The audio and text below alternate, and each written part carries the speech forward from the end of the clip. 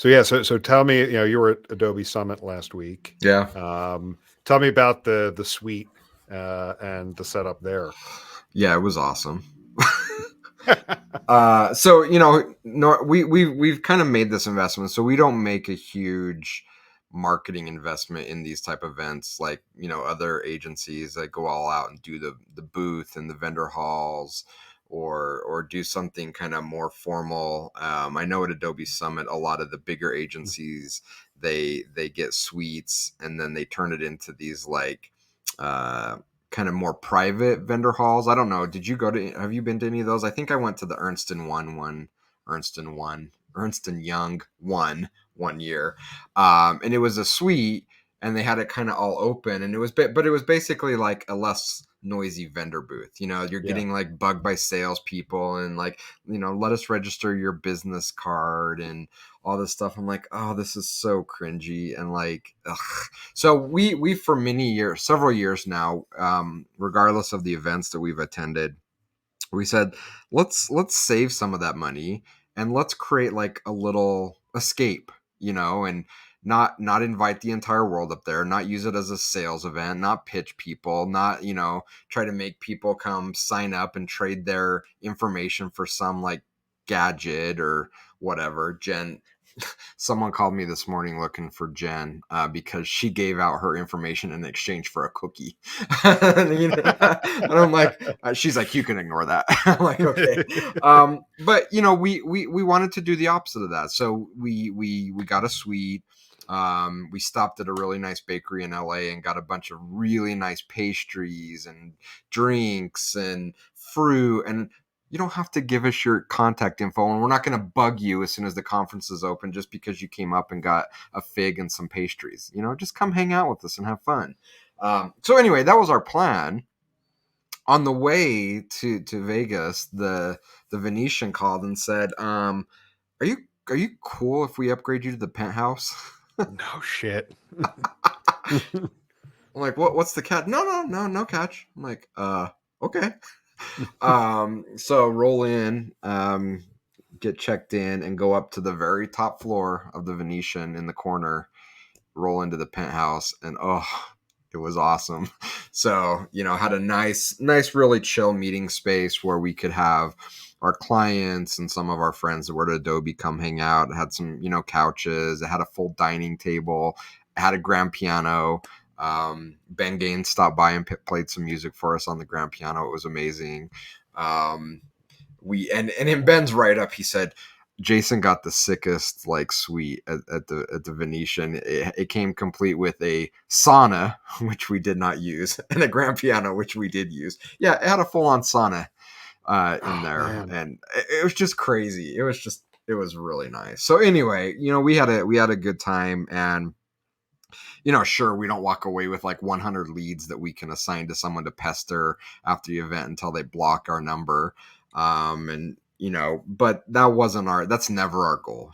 We just want to create a really nice space for people to get away, come have some, refuel, have something to drink, have some snacks, and just have some good conversation.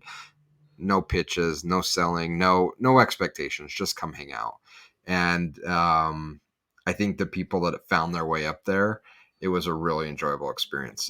Summit or any conference is tiring. There's a lot of great stuff going on, but you can't go stop the whole time. And so just offering people 30 minutes, an hour to come hang out up there and view the skyline, play the grand piano, have some good pastry, and just chill. I think people really appreciated that opportunity, and I love doing it. So it's kind of our thing now, I guess.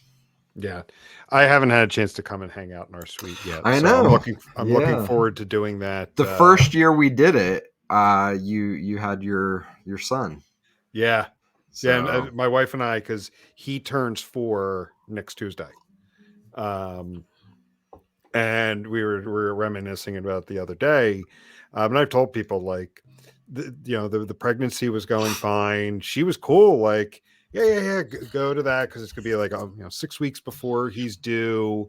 Because this was when like Summit was like early March. now, Summit is almost now at this point toward the end of March, beginning Yeah. of April. Yep. So she's like, no, it's fine, you go. But then I could tell like she was starting to get a little more nervous as things were getting closer. And I want to say it was like February. We went to a doctor's appointment, and I was even starting to get a little worried. And like knowing my luck, it's not like I'm traveling to Boston, which is 45 minutes away by a Right. plane then there's flights every hour. If something were to happen, like I'm not getting back very quickly. And the doctor was like, listen, unless this is like life changing for your company, life changing for you individually, you might want to stay close to home. Yeah. And so unfortunately, I did have to bail on that one.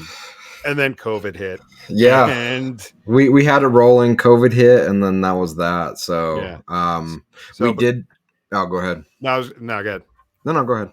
I was just gonna say though, I'm glad things, we're able to get rolling again at Summit Yep. this year, and I'm looking forward to it since we're heading out as a group to the Marketing Analytics Summit in June. Yeah. At the end of June, I'm looking forward to hanging out with everybody in the suite at that conference. Yeah, I think it will be a good time. And we actually went to the Marketing Analytics Summit last year, and we got a suite at Caesar's Palace, and it had two floors. And I can't remember who came by, but they said, "Do you have a tiger in here?" Like I think like they thought it looked like the suite from The Hangover. Mm-hmm.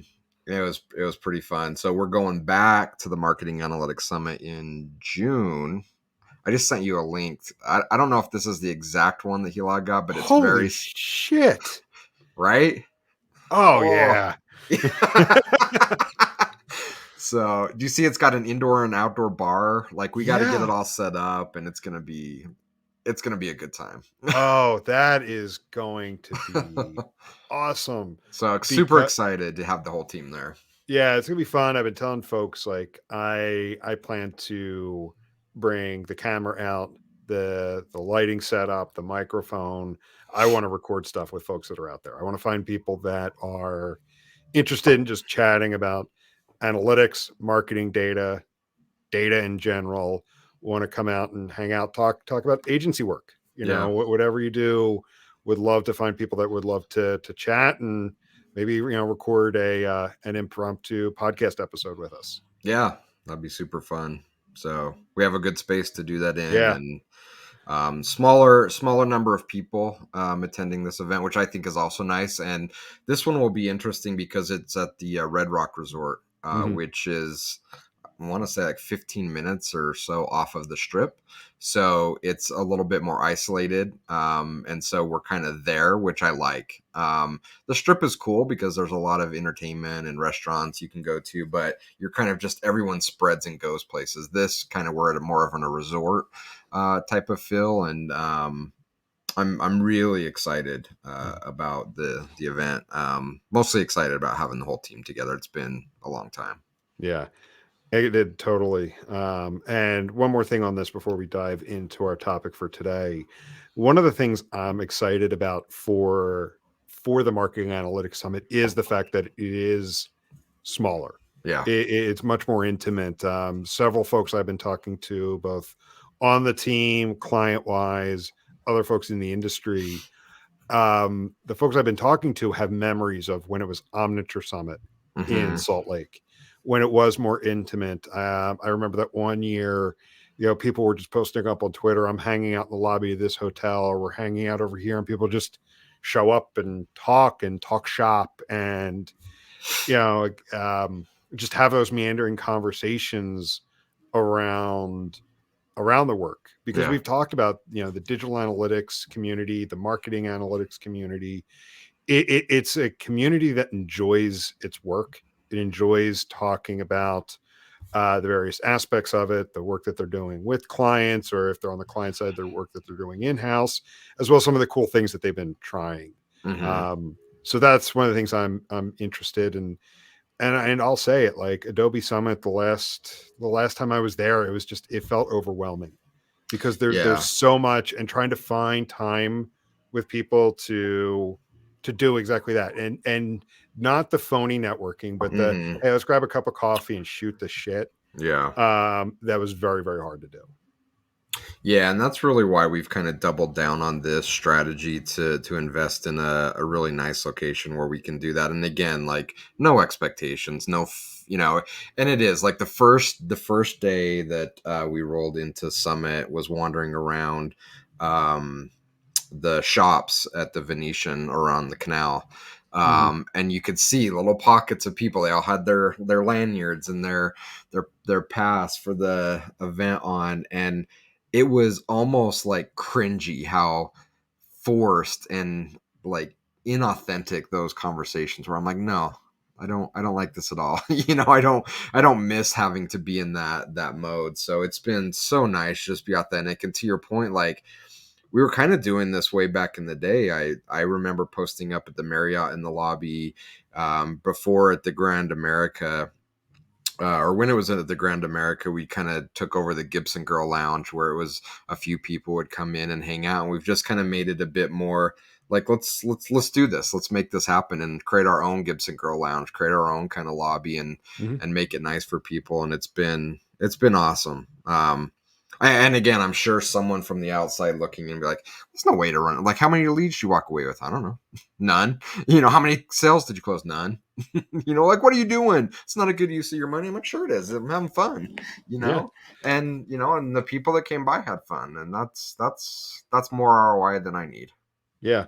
And speaking of, like posting up at the Marriott lobby, it was the last time I was out in Salt Lake for Summit. That was the Mm, year, like, I was out there with Randy and a few others, and Randy's like, "Oh, these folks are hanging out over here. Come on, let's go."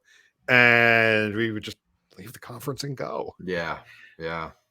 you I know. mean those are the magic moments that you remember, right? Yeah. So yeah, Yeah, but for kind of sure. speaking about that authenticity, I will use that example now Use that as to a segue, segue.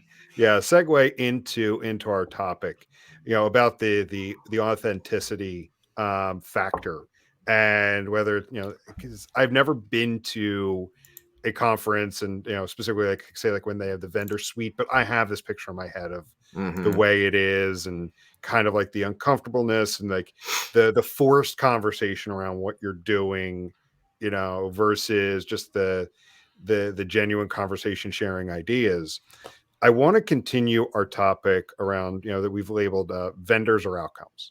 On our last episode, we talked about like buying buying technology or buying a tool for the logo versus buying it for like the outcomes intended.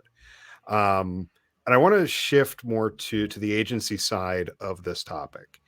And if you're working client side and you're bringing an agency in, and I know recently we did a whole series of episodes around agencies, and Yep. I don't want to necessarily duplicate that conversation, so I'm trying to frame this from a different perspective, but want to ask the question, like, if you're working client side, how do you know if your agency has your best interest in mind? um because I think people have maybe this expectation, when maybe it's a bit of naivete as well, that when you're bringing in an agency to help, and let's focus on digital analytics and marketing technology, that they have your best interest in mind. And the naivete is like, hey, isn't our success their success? Isn't that always the case? But why wouldn't it be? Why would it be naive to assume that bringing in an agency that is going to think, hey, when they succeed, we succeed? Yeah, so many different directions to take that. The one question you asked, how would I know if they have my best interest in mind or not? Sadly, if you take the default answer of they don't have my best interest in mind, you're going to be right more often than not. And I hate to admit that, but that's just the reality of the landscape. And so, Why uh, is that? yeah, honestly, I wish I knew. Um, because it doesn't have to be that way. We've seen over the last 10 years running 33 sticks that you can absolutely have your client's best interest in mind and still build a really meaningful company, a financially secure company. Um, but there's one thing that we don't have that a lot of these other agencies do have, and that is hyper growth. And we made the decision before the company was even formally structured that we wanted to have very slow, deliberate growth because we wanted to provide a different level of experience to our clients. And that's not to say that larger agencies or agencies that are growing fast can't, but oftentimes when growth becomes their primary North Star, um, it means that their best interest is put before anything else. And I've had several knockdown drag out fights on social media about billing models. And, I'm at the point where I honestly don't care how many people hate me. I don't care how many people, call me names, think I'm an idiot. I, I don't care anymore. But the billable hour model in our space, in the digital analytics space, means you don't have your client's best interest in mind. You can try to talk your way around it all you want, but it's not true. It's that model puts your interests above that of the client. And the reason why that is because your focus is on margins, your focus is on maximizing billing rate. And not to say those things aren't important, but we've often talked about those things being a result of doing things right, of putting your client's interest first, of treating your employees right, of building slow and steady. When you do that, those other metrics fall into line. But when you have those metrics lead the way and they become your guiding light to set your principles, absolutely you're putting your interest above that of your clients. And I think to go back to your question, why is that? I think that the biggest reason why this is the case is most agency owners and executive leaderships either are, let me think of the politically correct way to say this. They either know that they're doing that and don't care, right? I'm going to get mine and I just don't care what it means to my employees. I don't care what it means to my clients. There are absolutely agencies out there like that. I think there are a lot of agencies out there like that have lied to themselves for long enough that they actually believe the lies now, that they're putting their client's best interest first when they're absolutely not. I think that's probably the vast majority of agencies. And so I just think we're not having that conversation enough, or we're lying to ourselves. And the biggest driver of that, as in most things in life, comes down to money. So when we prioritize money and growth, unless we're really, really careful, it means we care about number one. We care about ourselves only, and if doesn't really matter. We only care about our employees. We only care about our clients in as much as they're helping us get more money. Yeah, and you started to answer sort of my next question, which was what other interests could there be? Um, and because I will say, and again, call me naive, but I could either bleed my clients dry, Mm-hmm. which at that point you become a parasite, Yeah. and it means you need to continually find a new host, or you could say I can make them successful, and over the long term, I am successful as well. And you hit on a key word right there, long term. I mean, most of these agencies are simply thinking quarter to quarter. This year at the longest. They're not thinking 3 years down the road. They're not thinking 5 years down the road. And so again, it's how much can I suck out of this client right now? And we see it not only, we're kind of talking agency space, but we see this in the SaaS vendor space as well. Listen to these pitches these salespeople are putting out there. It's like you can tell they're trying to hit their quota this quarter. They don't care if that cannibalizes the host and they're not going to buy from them next year. They don't care. They're not thinking that far ahead. So, and I could totally see that when you've got a large publicly traded company, where you get that, especially with the SaaS vendor space. You Yeah. can definitely see that there. What would drive a smaller, you know, most likely not publicly held agency to have that quarter to quarter mentality? If they, because what drives those larger companies, those publicly traded companies to think quarter to quarter, it's Wall Street. It's Hmm. quarterly earnings. It's pleasing, public investors. And public, I mean, like, whether it's just your average investor buying in, your institutional investors and whatnot, why would a smaller privately held agency think quarter to quarter? Is it just something ingrained? I mean, I think primarily it's lack of vision.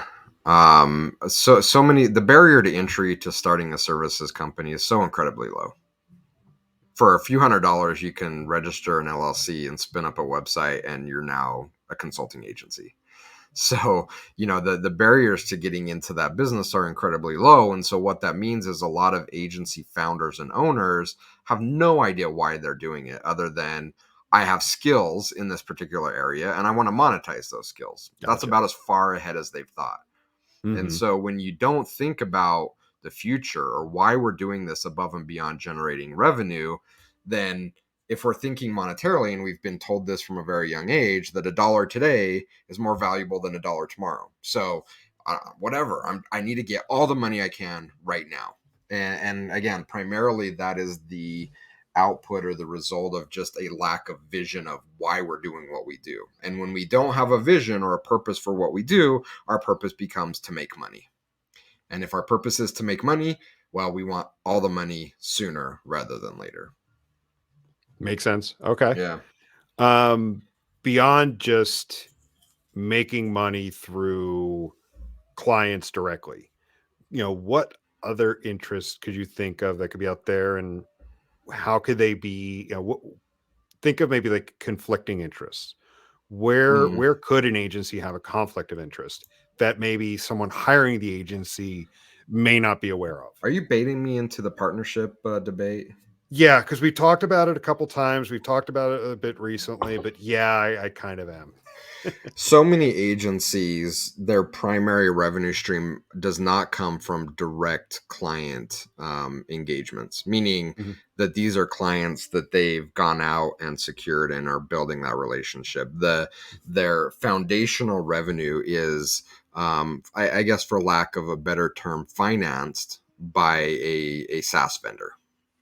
I know this because I've been at two agencies where that was absolutely the case. One several jobs ago that was an analytics, one of the premier, very first analytics partners. We're going back over a decade, many, many years ago. And I got to tell you, it was a sweet deal. Like Adobe would just back in the money trucks up in there, and it was awesome until it wasn't. Um, but what does that mean for clients, potential clients? Well, it means that you're going to get pushed this one vendor, whether it's right for you or not. You're going to get pushed it. Either because there's direct compensation from that vendor monetarily, meaning as a partner, I have a literal quota, and I've had this conversation with Adobe. I've had it with Optimizely. I've had it with multiple companies, and they've all put in front of me a spreadsheet. It's like, great, you want to be a partner? Here's your quota that you're signing up for. I'm like, I don't have a quota at my own company.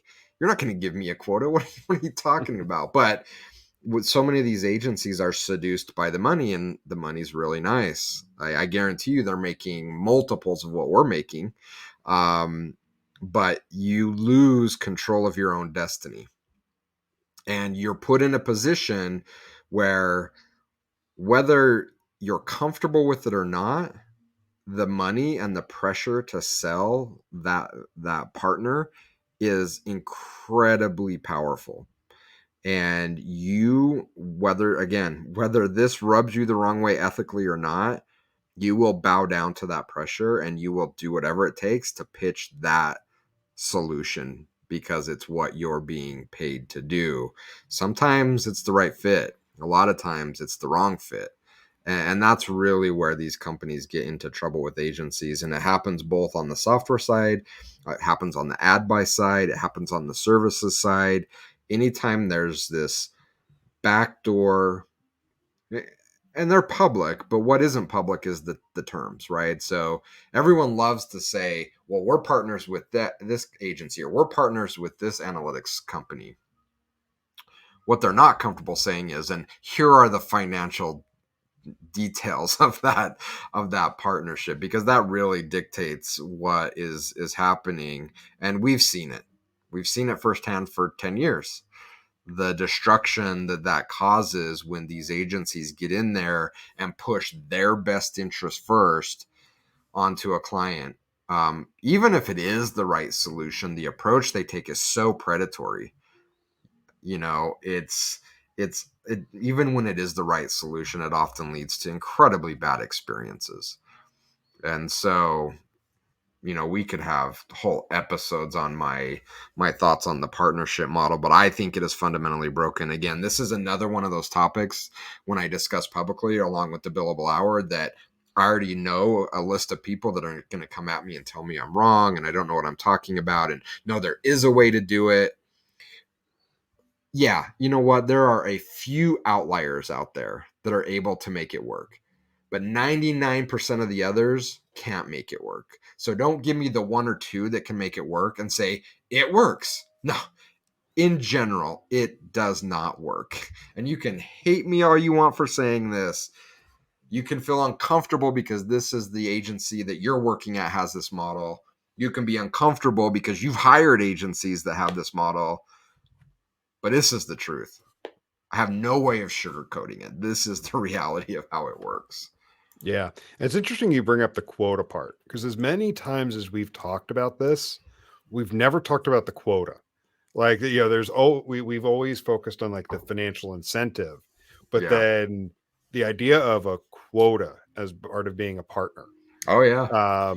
that's even more insidious, because it's bad enough that, when these agencies that are like, oh, this is going to be a great secondary revenue stream, I can quickly see how that will turn into, oh, this is our primary revenue stream. Or once you kind of, you get that initial hit, you don't want that to stop. But then if you add a quota on top of it, then it's like, we have to do this. Oh, yeah. We need to Oh, find yeah. clients to buy this. No, I mean, you bring up a great point. It's one thing to have that as a faucet that I can turn on or off. That, if we want more business now, we can turn that faucet off and agent or company Y dumps a bunch of money into us. That's one thing. But when you're signing up contractually to have a quarter by quarter quota, it's no longer a luxury to turn that on or off. It's on all the time. And so if you want to keep that thing going, you have no choice but to hit your quota, because it's like any other sales job. If you miss your quota once, you're going to get taken out to the woodshed. If you miss your quota twice, you're done. Mm-hmm. Doesn't matter how much we like you. This is a cutthroat game. Now, just to play devil's advocate, it's clear where you stand. It's clear where we stand as 33 Sticks on the reseller program. Could there be any positives for an agency and downstream positive for a client for those kinds of relationships? Yeah, because I know of agencies that are doing it and are doing it well. So again, there are a few outliers. This is the 1% that it's working. It only works though if there's transparency and honesty in the relationship. It only works if the agency has earned the trust by promoting a product within their portfolio of what they do that isn't the product that they're getting compensated for. This only works if I'm being upfront with my clients before we ever bring them on to say, hey, I want to let you know, we have these partnership agreements in place with these vendors. And if we sell their product, we're getting 10% commission, 15% commission. If you're honest like that, if you build trust by recommending solutions within your portfolio that you're not getting compensated on directly from a partner, then I think it has a chance to work. If you're uncomfortable having those conversations, no, it's never going to work. I don't care how you try to spin it. I don't care how silver-tongued you are about talking about why it works. You're wrong. It doesn't work. It works for you. It works for the agency. In fact, it doesn't even work for the agency.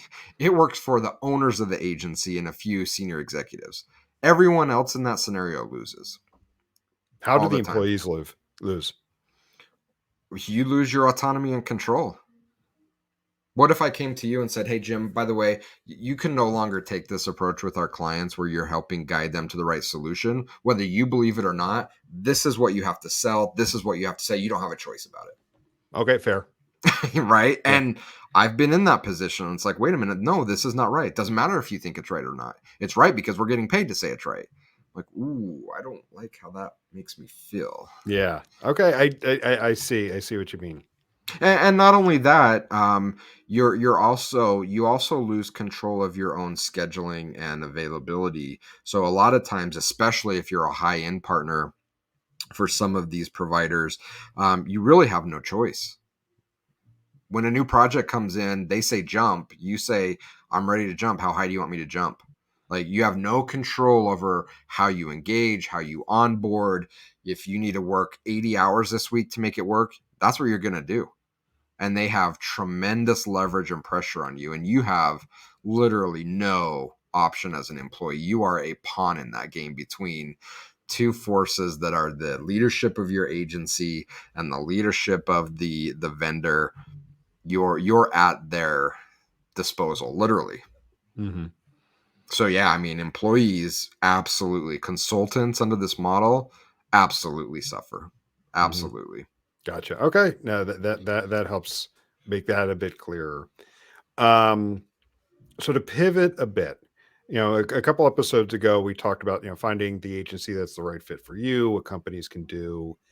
Um, you know, are there any tells where a company could pick up on like that the agency doesn't have their best interest in mind? Like, are there any things that are like, okay, yeah, there's something I'm seeing here that doesn't feel right? Like, are there any things that come to mind that would be tells that the agency is more worried about something else other than a client's best interest? Am I getting a highly curated experience for me, or am I getting a templated copy paste approach? That's the easiest way to tell. Agencies that don't have your best interest in mind, they've created efficiencies by creating a production line. So are you getting a template? And we've seen this. I we've seen this with companies where it's a template and they copy and paste, and oops, we forgot to remove all of the references from the last client we copied and pasted this for. So if you're getting a templatized approach, if you're just part of an assembly line, your best they don't have your best interest in mind. They're doing that because it increases their margins, it makes them more money. If you have high turnover on your account, they don't have your best interest in mind. So if your delivery team is constantly shuffling with people, what that typically is indicative of is they're trying to find the optimal mix of people that can get the job done at the lowest cost to them. So their agencies are constantly playing around with staffing to have that balance of let's just what's the bare minimum we need to do to get the job done at the lowest possible employee cost. So if you're seeing lots of volatility in your delivery team, it's also a telltale sign that they have their best interest prioritized over yours. If you're getting pushed very heavily to buy a specific product, and as part of that, they're throwing under the bus and talking incredibly negative about the competitors of that product, it's also a telltale sign. If we're having really productive conversations and we're talking about pros and cons in a very open, honest way, that's one thing. That's one thing. But if I'm coming to you and saying, well, vendor ABYCW, they're the best and everyone else sucks. Like they literally suck, and here's how they suck. I mean, you gotta just do this. Just do this. It's a sign that they have their interest prioritized over yours. And finally, and this is kind of the used car technique. If there's any kind of pressure tactics to do anything, to add services, to add something, to add a product, to do this or that, if you're getting the high pressure of, well, we need to do this now, the clock is ticking, this is going to expire, it's a sign that they had, we have to get this deal done now for us this quarter. So our interests are definitely more important than your interests. So I'm sure there's a lot of others, but those are the most common signs that you can look out for if you're looking for an agency. One other one I'll throw in there, because it's very popular in mid-size agencies, is if you see bait and switch happening, it's Ooh, that's a good one. absolutely a sign that their best interests are put ahead of yours. And if you're not familiar with what this looks like in the agency space, mid-size agencies have this down to a science, in which they will hire a handful of incredibly high profile, very, very talented, high-end people. And they will kind of roll them out as the face of the company, attract business, helping closing sales deals, because hey, I want to work with this person. I've heard about them, they've been around for a long time, they're amazing, I think they can really transform the way we think about how we do business. But then they're not on the accounts. They may be on the account by name, but they're not there. And so what happens is they use these very influential, high profile people to attract business and also to justify a very high hourly rate. And then they staff the project with a bunch of kids that just graduated college a year ago that they're paying dirt cheap. And so you can see that margin growing and growing and growing. Whose best interest is in mind there? So that's another big one, especially if you're talking to mid-sized agencies. We don't see that as much with the big players like the Ernst and Youngs and the Sapiens, and that we don't see that happening at that level. They have a different play. But in that mid-size space, like 50 to 200 consultants, oh yeah, those guys have got that down to a science, where they will dangle the really high-end principal consultant that has written all the books on the topic, but they're never going to be on your account. Mhm. Yeah, I didn't even think of the bait and switch, even though I've actually seen it happen. Mm-hmm. They show up to the first couple discovery calls, and I mean that happened. I could Now that you're saying that, I could think back to a couple of cases 10, 12 years ago where you had that person on those first couple calls, and then they quickly drop off, and it's deferring to someone else. And you come to realize later what was going on. I would like to add something else, and I don't want to harp too much on the reseller program, but one thing that I've seen that is a tell that the the agency has their own vested interest in selling you something is if they're pushing you to a particular solution, a particular project, if they won't give you any kind of referrals. Most Mm, agencies, when they've got great relationships with clients, they have clients that are willing to be referrals. They're willing to jump on the phone for 30 minutes and talk to a prospect and be honest with them. And those agencies are more than happy to connect a prospect with clients. So if they're not going to give a referral, and then if you ask any details, and I've done this recently with another agency, and I wasn't trying to create a turf war or a pissing contest, but they're pushing something that I am pretty certain doesn't work. And I said, like, could you just give us some details on other clients that you've onboarded this to? How did the projects go? What was the duration? What was the ultimate LOE of the project? Because you're telling us this is fairly simple. And instead of giving us any of like their branded material, any kind of things that they wrote about the projects, the solution that they're pitching, they gave generic vendor materials, yeah. materials right from the vendor. And I'm like, you don't understand how transparent you're being in your end goals, not, how valuable this is going to be to the client. And to double down on that, because yeah, I've seen that. I've seen that as well. Not only branded materials from the agency, but outright lies from the agency, that are pitching a solution. I've seen that happen where, and I'll just, rather than dancing around it, it was an agency pitching GA4 over Adobe, and I got a hold of their deck, and it was 100% information supplied directly from the Google partner team to them. So basically, here's the deck you need. And then they took that, and that would have been fine, right? Like, whatever, take it from the vendor and use it. All the vendors do that. They supply sales and marketing materials for partners to use. That would have been fine. But the agency said, you know what, we're going to take this a step further. And then we're going to add to this deck all the bad stuff Adobe does. And I sat in on a call where they were presenting to a client of ours, and I sat there and watched it for 30 minutes. And finally, I'm like, I, I, I stood up. I said, guys, I am not going to let you lie to our client anymore. You are bold-faced lying, and either you know it and you're lying to them, which is horrible, or I think actually you're just not smart enough to know that you're lying, and you're saying stuff that's untrue and you simply don't know it. But it was a horrific example of kind of what you're talking about. And again, a great visual of whose best interest do they have in mind here, Yeah. and the power of that seductive dollar to do that. Yeah. And and I get it, you know, like I don't blame anybody who's out there trying to make a dollar. Just be honest about it. Like just be honest, and to your point, like disclose if you participate in a partner program. Mm-hmm. And then this way, you know, if you are pitching something, your client can take any potential bias into account. Or be honest that yes, this particular person is going to be on for the initial phase of the project, but you will see a mix of people coming in after that initial phase moves on.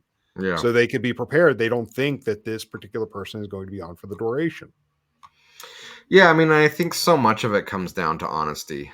And it does it feel like it's a lost, I don't even want to call it an art. Do it feel like it's something that is just lost in the business world? Because it feels like we've been trained to be so manipulative and smoke and mirrors. And what happened to just doing business an honest way? A handshake and a trust, and here's what I'm going to do, and here's what we're going to get in return. Like, what happened to? I hate to be sounding like the get off my lawn guy, but like, what happened to the good old days where there was a bit of honesty in our transactions? Can we not have that? And again, in my mind, we can, but the cost usually is slower, more moderate growth. But how much do we really need? When is enough is enough? And I think oftentimes where our thirst for more growth and more revenue is literally unquenchable, it's where we tip over from honesty to being very deceptive in kind of a pursuit for a goal that simply can't be attained. Because it doesn't matter how fast we grow, it doesn't matter how much money we put in the bank, we always want more. Because that's our purpose. Our purpose is more. And I think we're really hitting on like the nugget of this conversation is, it doesn't matter if you're working with a software company or a services company or somewhere in between. If you're working with a company that doesn't understand their why, doesn't understand their reason for existing in the world, by default, their reason is revenue. And if your reason for existing is revenue, it's an unquenchable, it's a destination you will never get to. And the more that they try to grasp at it, the further they're going to get away from your best interest, because it is a drug. It's a Mhm. drug. And then you throw in social media. Again, I don't want to be the fellow get off my lawn guy. You know, but if you throw in social media, what populates social media most of the time?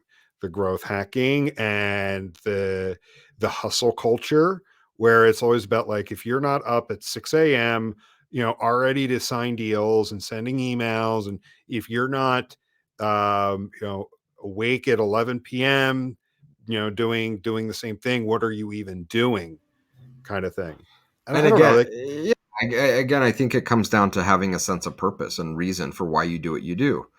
If you're grounded in having that purpose, it's easy to ignore that.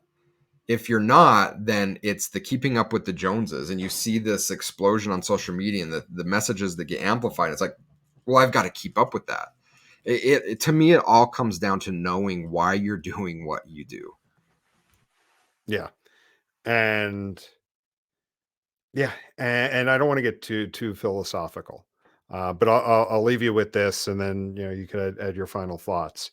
I over the years we've had this podcast, I've talked about how I've been a workaholic. I still am. I still have those tendencies, and I worked my 20s and most of my 30s away. I've really reflected back on it now that I'm approaching my mid 40s. I worked And it was, got to make more money, got to get the promotion, got to get the massive raise, got to get the bonus, push, push, push, push, push. And it wasn't until I hit 40 and really sat back and thought about it. It's like, well, when does this Yeah. eventually To stop? what end? When does this eventually, when do I reach this goal? It's constantly, I'm running on a treadmill, and it's had me really rethink a lot of things. And that's what happens when you have um, firms out there, agencies, software companies, whatever, that their only pursuit is the dollar. And then that is if you hire a partner like that, they're only going to see you as a means to Yeah. an You're unattainable end. you're just a resource to them. Yeah. So I'm not sure who said it, so I apologize for not giving them the proper due credit, but I saw something that said as a society we need to rethink what it means to be successful. And because if you look at social media, successful is like these growth hackers and these executives, and you know having a private jet and having a $20 million mansion in the hills and having a garage full of 18 high-end sports cars. That's successful. But what success really is truly um, answering the question, when you get up every morning, am I happy today? That really is success. And so many of the people that have the outward appearance of have this appearance that we've adopted as a society, they have all this stuff and they've been labeled successful and they're miserable. Because it's They're empty. It's empty, it's hollow. So if you get up every morning and you say, I'm happy, I love what I do, I get to go do this and it's exciting, that's success. And that's kind of what the approach that we've taken. We're never going to be the biggest, we're never going to make the most money, we're never going to be, when it comes to Google or Adobe or any of these big vendors, we're never going to get the red carpet rolled out for us like they do for the big agencies, because we simply don't have that level of impact in the world. But what we do have, hopefully, is happiness, that we can get up and say, man, I love what I do. I love that I can go into work and not feel uncomfortable because I have to go lie to this client. It's like I love that I can go in and have an open, honest conversation, and the clients that I work with trust me. And it's not all rosy all the time, but we have trust, we have mutual respect, and we care about each other. That's amazing. To me, that's success. And those that want to partner with us, you're going to enjoy the ride. That's what we hear. And We do. that's what we're putting in the work to do. Yeah. And going back to how we started the conversation, how much ROI did we get on this, building out this little club in the suite for people? I don't know, but it made me happy. It made everyone that came up there happy. Um, and that's what we want to do. We want to create really positive, amazing, memorable experiences for the people that are around us. That's why we do what we do. Mm-hmm. Agreed. Cool. So let's wrap it up there for this week. Glad to hear everything went well last week at Adobe Summit. And yeah, looking forward to hanging out in Vegas in June. It's So going to be a anybody good who's time. going to be there, come find us. We'll be there. Yeah. Come hit us up. We'll have a fun place to hang. That's for sure. Yeah. Come hang and just chat with us. Yeah. Awesome. Cool. Well, thank you much, and talk to everybody later. See ya. See ya.